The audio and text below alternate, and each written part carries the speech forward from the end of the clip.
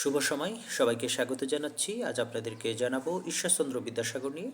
ঈশ্বরচন্দ্র বিদ্যাসাগর 1820 সালের পশ্চিমবঙ্গের মেদিনীপুর জেলার বিসিংহ নামক গ্রামে জন্মগ্রহণ করেন এবং 1891 সালে তিনি কলকাতাতে মৃত্যুবরণ করেন। তার পিতা ঠাকুরদাস বন্দ্যোপাধ্যায় বন্দ্যোপাধ্যায় ছিল তাদের পারিবারিক নাম। ঈশ্বরচন্দ্র বিদ্যাসাগর তার প্রকৃত নাম ছিল ঈশ্বরচন্দ্র বন্দ্যোপাধ্যায়। ঈশ্বরচন্দ্র বন্দ্যোপাধ্যায় ঈশ্বরচন্দ্র শর্মা নামে বিভিন্ন কাগজপত্রে স্বাক্ষর করতেন।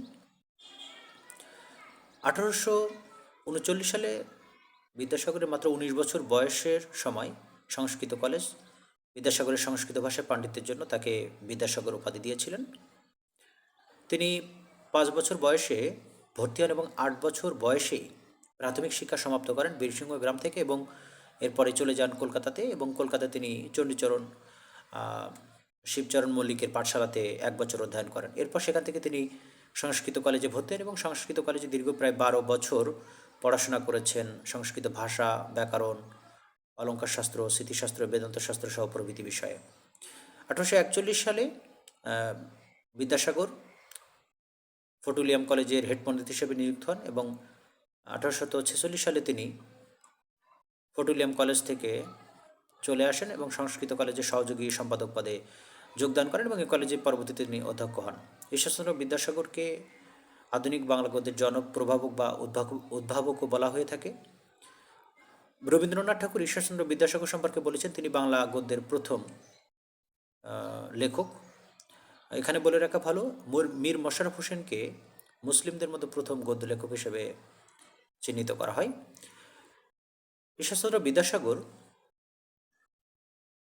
বাংলা জ্যোতিচিহ্নের আধুনিক বাংলা যে জ্যোতিচিহ্ন আছে সেটির প্রবক্তা হিসেবে পরিচিত। তার জ্যোতিচিহ্ন প্রয়োগের পূর্বে বাংলা সাহিত্যে 2 ধরনের জ্যোতিচিহ্ন ছিল, একটি একদাড়ি এবং একটি 2 দাড়ি। একদাড়ি বিজোড় সংখ্যার ক্ষেত্রে ব্যবহৃত হতো এবং 2 দাড়ি জোড় সংখ্যার ক্ষেত্রে ব্যবহৃত হতো। ঈশ্বরচন্দ্র বিদ্যাসাগর বাংলা এবং ইংরেজি জ্যোতিচিহ্নের সমন্বয়ে 12টি জ্যোতিচিহ্নের প্রয়োগ করেছেন। তার এই জ্যোতিচিহ্নের সফল প্রয়োগ হয়েছিল তার বেতাল পঞ্চবিংশতি গ্রন্থের 10ম সংস্করণে। তার ছদ্মনাম ছিল কস্যচিৎ উপযুক্ত ভাইপোষ্য, এ নামে তিনি অনেক গ্রন্থ লিখেছেন। ঈশ্বরচন্দ্র বিদ্যাসাগরের বড় পাওয়া হলো তিনি বিধবা বিবাহ আইন প্রবর্তনে নিজেকে অংশগ্রহণ করেছিলেন এবং বিধবা বিবাহ যে আন্দোলনটি হয়েছিল এই বিষয়ে সেখানে তিনি নিজে সক্রিয়ভাবে অংশগ্রহণ করেছিলেন, যার ফলশ্রুতিতে 1856 সালের 25শে জুলাই, মতান্তরে 26শে জুলাই বিধবা বিবাহ আইন পাশ হয় এবং 1870 সালে বিদ্যাসাগর তার নিজের ছেলে নারায়ণচন্দ্রকে প্রথম একজন বিধবার সঙ্গে বিবাহ দেন। ঈশ্বরচন্দ্র বিদ্যাসাগর শিক্ষাক্ষেত্রে অনেক অবদান রেখেছেন। তিনি 20টি মডেল স্কুল প্রতিষ্ঠা করেছিলেন, 35টি বালিকা বিদ্যালয় প্রতিষ্ঠা করেছিলেন, নারী শিক্ষার জন্য বেতন কলেজ প্রতিষ্ঠা করেছিলেন এবং এছাড়াও তিনি, আমরা জেনে থাকি, তার নিজস্ব অর্থায়নে তিনি মেট্রোপলিটন ইনস্টিটিউট প্রতিষ্ঠা করেছিলেন। মেট্রোপলিটন ইনস্টিটিউটের পরবর্তীতে নাম হয় পণ্ডিত বিদ্যাসাগর এবং বর্তমান যেটি বিদ্যাসাগর কলেজ নামে পরিচিত আমরা জেনে থাকি। বিদ্যাসাগরের সাহিত্যকর্মকে 2টি ভাগে ভাগ করা হয়েছে, একটি অনুদিত সাহিত্যকর্ম আর একটি মৌলিক সাহিত্যকর্ম। প্রথমে জেনে নিব অনুদিত সাহিত্যকর্ম। অনুদিত সাহিত্যকর্মের মধ্যে প্রথমে আছে বাংলার ইতিহাস, এটা Joshua Marshman the story of Bengal থেকে নেওয়া হয়েছে। এরপর আছে ভ্রান্তিবিলাস, শেক্সপিয়ারের কমেডি অফ এরর থেকে নেওয়া হয়েছে।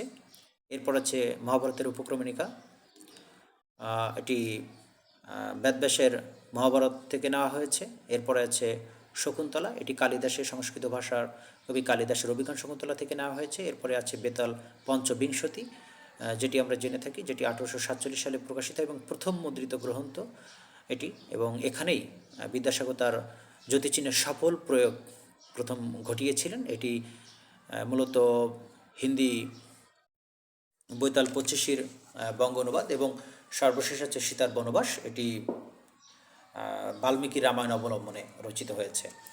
তার মৌলিক যে গ্রন্থগুলো সেখানে আছে অতি অল্প হইল, আবার অতি অল্প হইল, এটা মূলত সমাজের অসঙ্গতি, বহুবিবাহ এসব নিয়ে রচিত।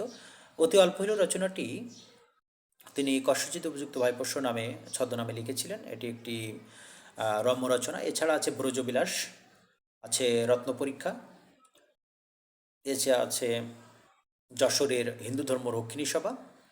এছাড়া তিনি লিখেছেন বহুবিবাহ রহিত হওয়া উচিত কিনা এতদা বিষয়ক বিচার, 2 খণ্ডের একটি বই।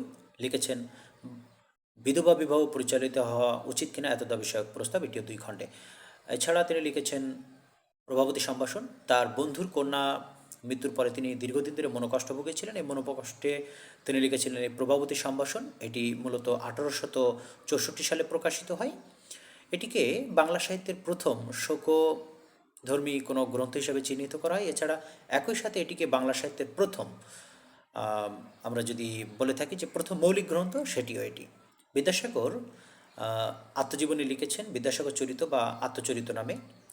এই বিদ্যাসাগর চরিত্রের একটি গুরুত্বপূর্ণ কোটেশন আছে। পিতৃদেবকে জিজ্ঞাসিলাম, বাবা রাস্তার ধারে শিল্পতা আছে কেন? এটির একটি ব্যাখ্যা অন্য এক সময় জানাবো। তিনি ব্যাকরণ গ্রন্থ লিখেছিলেন ব্যাকরণ কৌমুদী নামে 1853 সালে। এছাড়া তিনি শিক্ষামূলক অনেকগুলো গ্রন্থ লিখেছেন, তার মধ্যে বর্ণ পরিচয়, এটি 1855 সালে প্রকাশিত হয়। এই গ্রন্থটি পরবর্তীতে ক্লাসিকে মর্যাদা পায়। এখানে বাংলা বর্ণ যে বর্ণমালা আছে সেটিকে ক্রম অনুসারে সুন্দর করে সাজিয়ে গুছিয়ে রাখা হয়। এছাড়া তিনি লিখেছেন শব্দমঞ্জুরি, লিখেছেন আখ্যান মঞ্জুরি, শ্লোক মঞ্জুরি, বোধোদয় কথামালা এবং ভূগোল খগোল বর্ণম নামের বেশ কিছু গ্রন্থ। ধন্যবাদ সবাইকে।